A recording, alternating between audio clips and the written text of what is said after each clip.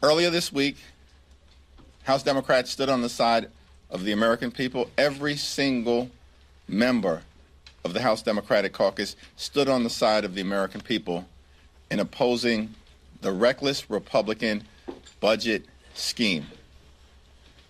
The Republican budget will set in motion the largest cut to Medicaid in American history. Children will be hurt, families will be hurt, seniors will be hurt, everyday Americans with disabilities will be hurt, hospitals will be hurt, and nursing homes will be hurt, all across America. Medicaid is about health care for children. Medicaid is about medical care for people with disabilities.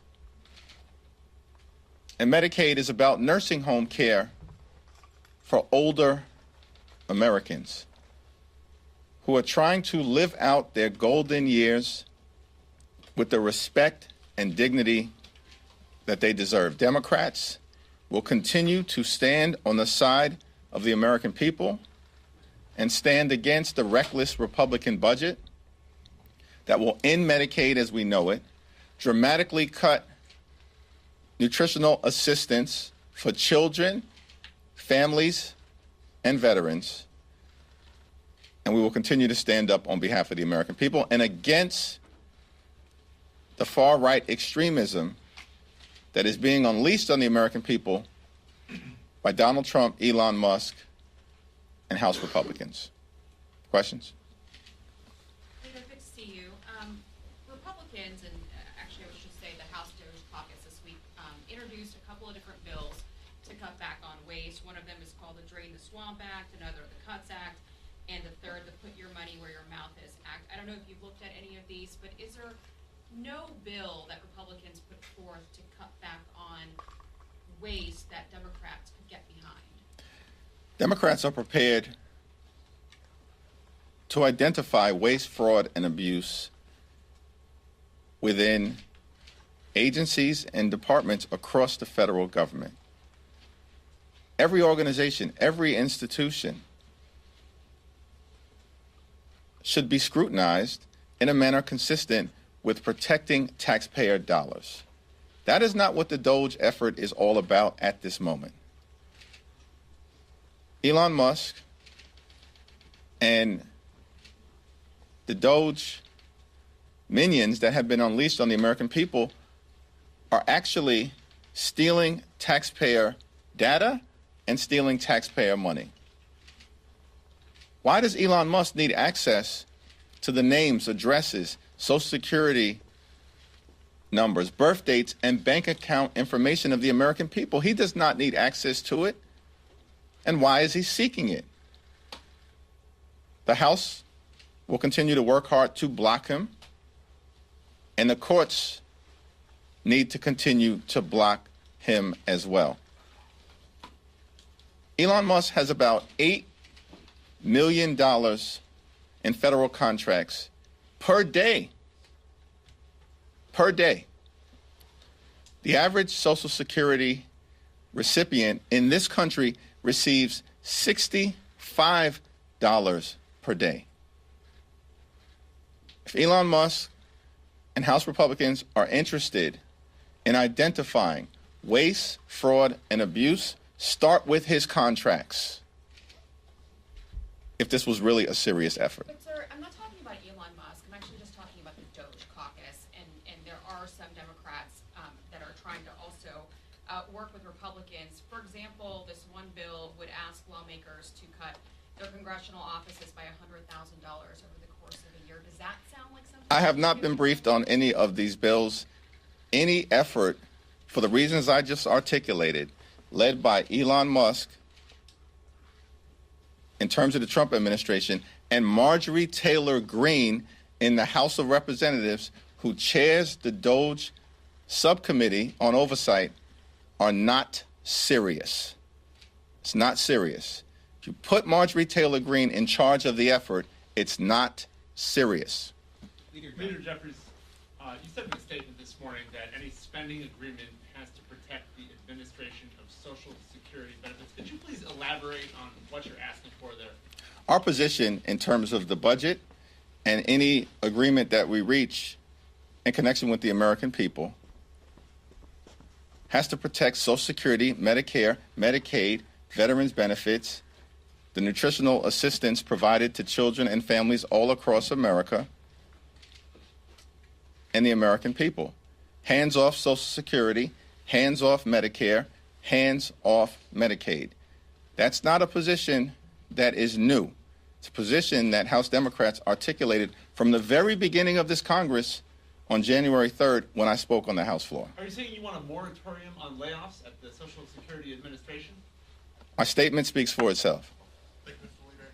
President Trump will be here next Tuesday to address a joint session of Congress. What are your expectations for the address? What are your expectations of your caucus? Can you talk about who you may be bringing? Just kind of flesh out what you're expecting to hear and see next Tuesday. Yeah, two questions that Donald Trump needs to answer. Why has he failed to do anything to lower the high cost of living in the United States of America? And why has the Trump administration unleashed far-right extremism on the American people in a way that represents an assault on the American way of life? Paul?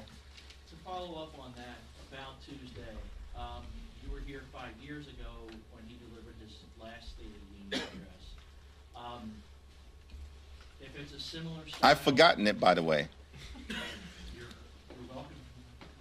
I'm reminding you.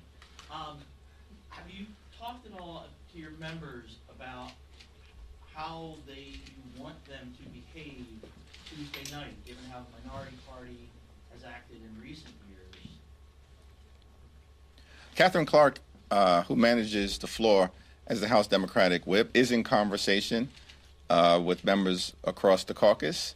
And so that's probably a question at this moment that is best directed to her. Yeah. Back to this side, Kevin. We've seen that, Mr. Leader, over the last couple weeks, Trump take a rather aggressive approach to New York State, be it congestion pricing, be it whatever you want to describe what's going on with the mayor. What do you make of that, and why do you think it's happening, and what should Democrats be doing in response to that? Well, New Yorkers are not going to be intimidated by Donald Trump, the administration, or any of the efforts to try to hurt the people of New York City and the people of New York State.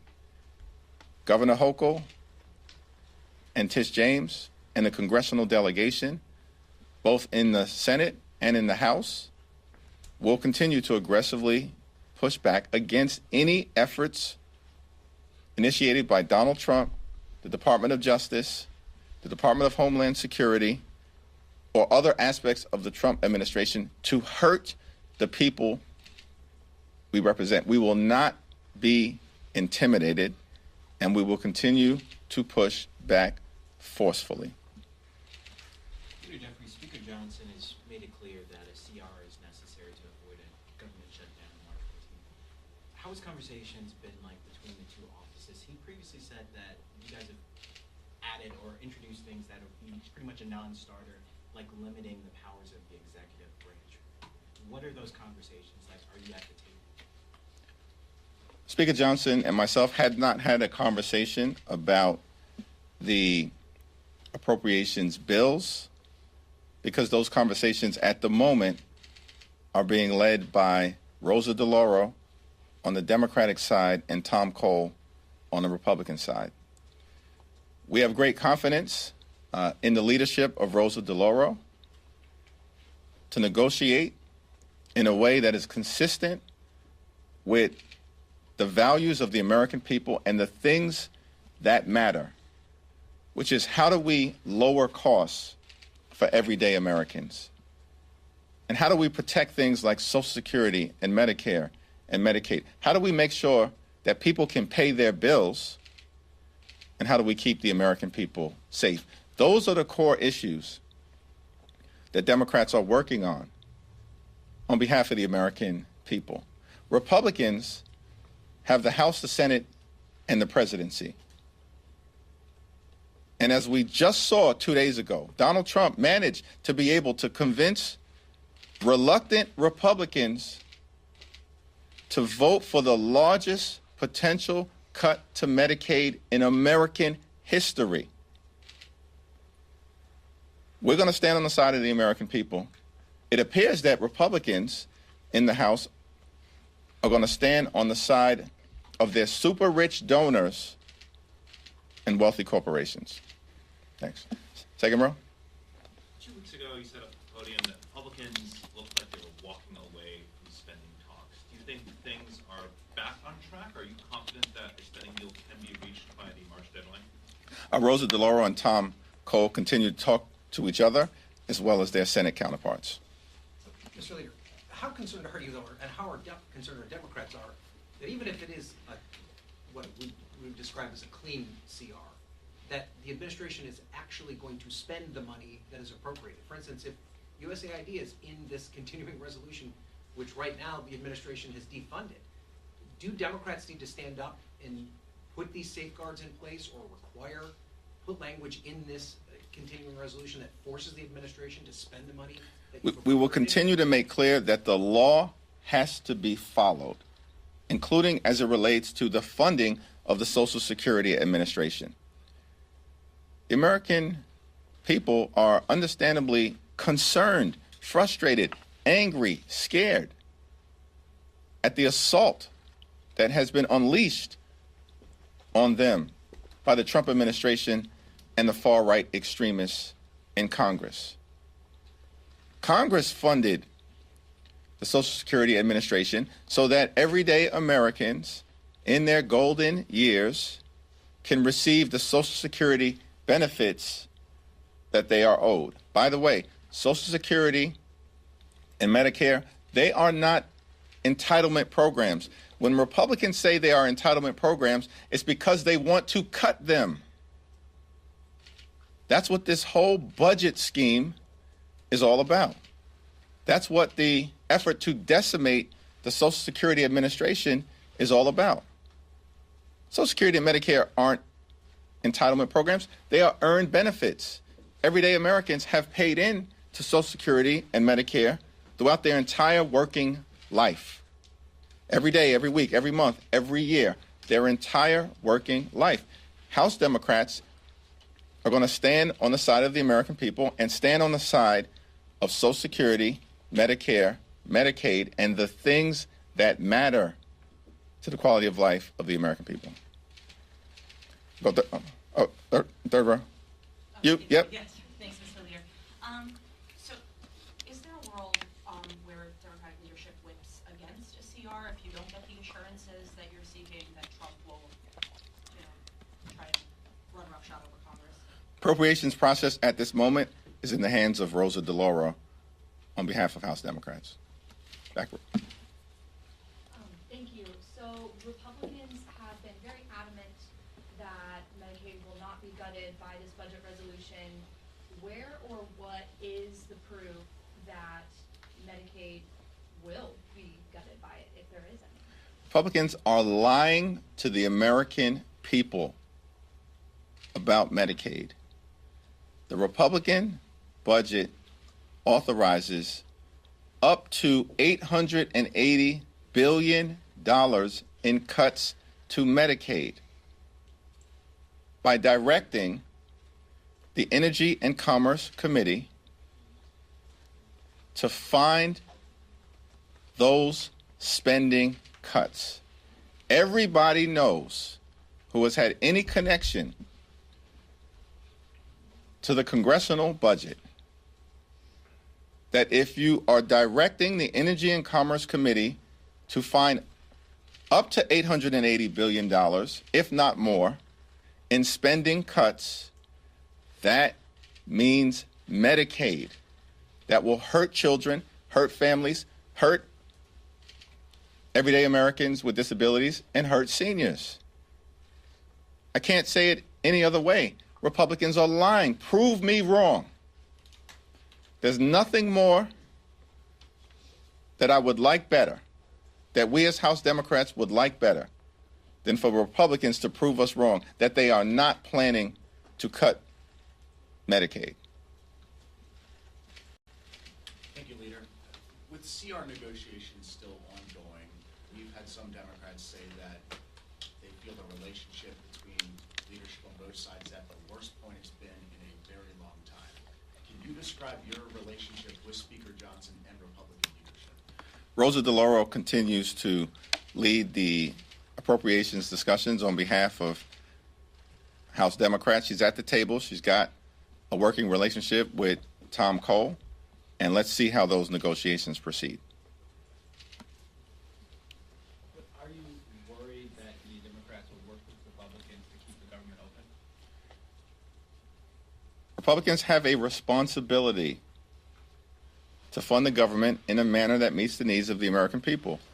We are going to continue to work hard to ensure that any spending agreement that is reached ultimately looks out for the health, the safety, the national security, and the economic well-being of the American people. We're focused on the core issues that matter, focused on the economy, focused on affordability, focused on the housing crisis that exists in the United States of America, focused on the fact that under the Trump administration, costs having gone down, they've gone up.